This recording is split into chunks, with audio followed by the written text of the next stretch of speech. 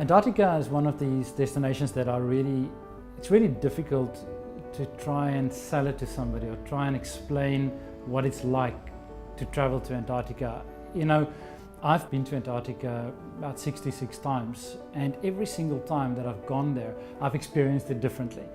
You know, when you travel together as a couple, you will experience it differently. A husband and a wife team, partners traveling together, nothing can prepare you for the first time that you see that iceberg, or when you set foot amongst a chinstrap penguin colony of 60,000 birds on a beach.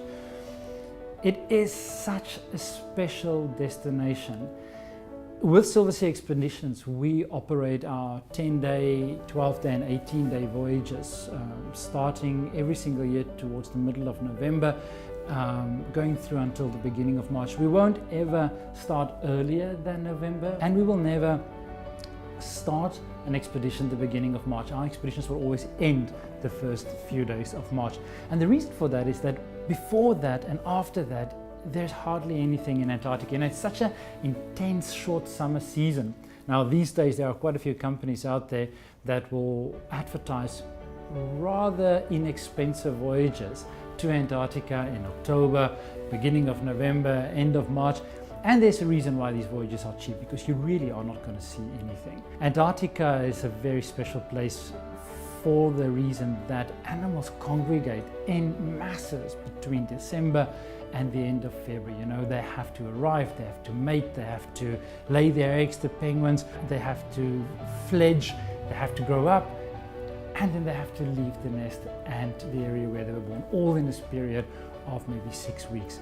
You know, the idea of going to Antarctica is so unique. It's something that I think most people dream of, and very few people actually get to realize. It is such a special opportunity that we have with expedition ships to go to Antarctica, and now with expedition ships since the late 1960s, we can travel in relative comfort, and with Silversea Expeditions in extreme comfort.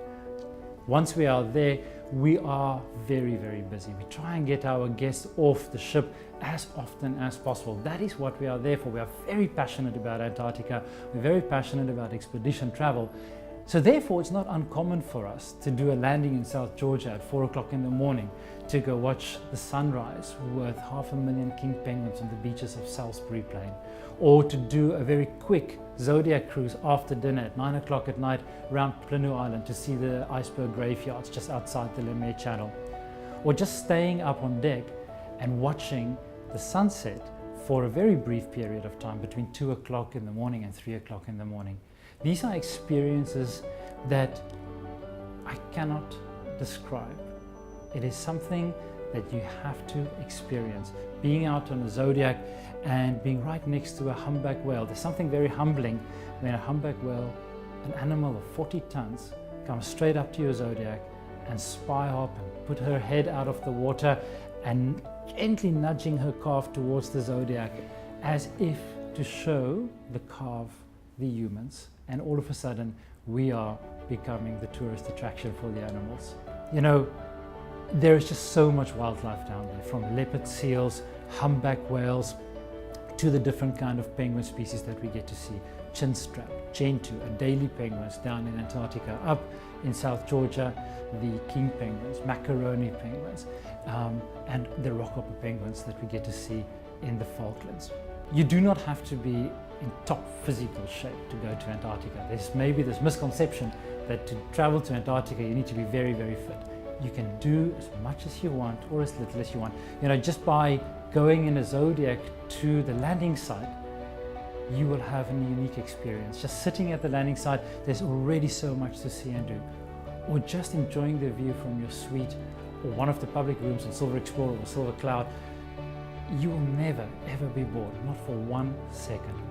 One of our favorite things to do with our ships is to stick them into the ice and drop the gangway straight onto the ice and walk from the ship onto the sea ice. Absolutely unique experience, and this you can only do when you have ships that have got an ice rating. We also visit places like Deception Island, where you have a caldera volcanic caldera that we sail into with the ship, and you can still see the geothermal activity with the steam rising out of these black volcanic beaches, and it's also a great opportunity to go for a polar plunge. On our voyages, our longer voyages that visit the Falklands as well as South Georgia, we get to see all the penguin species that this region has to offer. We also get to learn about the explorers such as Scott, Amundsen, and of course Shackleton, that have set out from South Georgia down towards Antarctica in search of fame, glory. Some of them failed, some of them succeeded. We explore the same areas that these men did.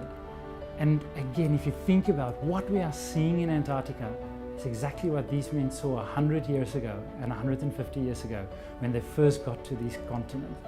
There's the same incredible wildlife, incredible scenery, incredibly changing weather conditions. But we now do it in the safety and in the comfort of Silver Explorer and Silver Cloud.